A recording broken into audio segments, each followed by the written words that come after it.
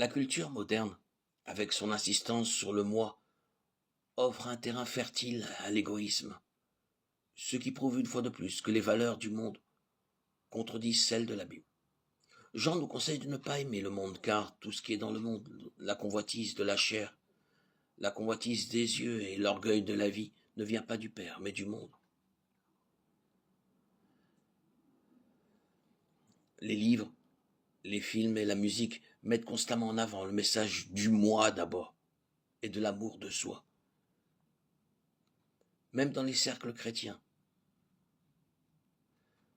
Dans son livre Le culte de l'affirmation de soi, qui est composé d'un réseau omniprésent de gourous, du développement personnel, d'experts en développement personnel, même d'enseignants chrétiens, qui envahissent les médias sociaux, occupent les premières places des classements d'Amazon et les étagères,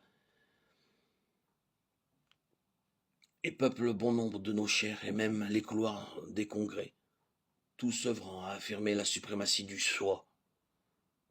Dans le culte, le Dieu et le soi, faire soi-même, est la norme de la droiture, et suivre son cœur est la voie du salut.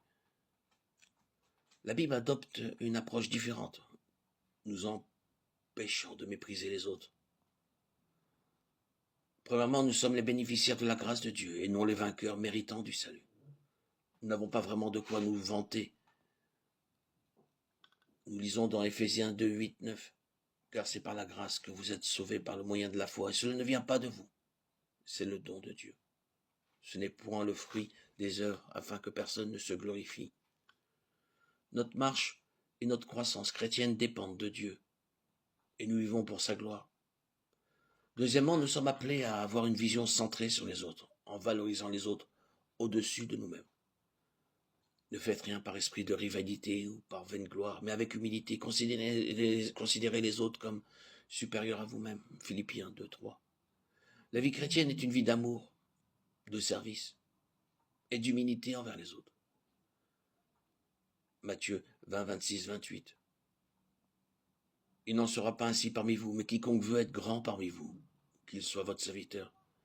Quiconque veut être le premier parmi vous, qu'il soit votre esclave.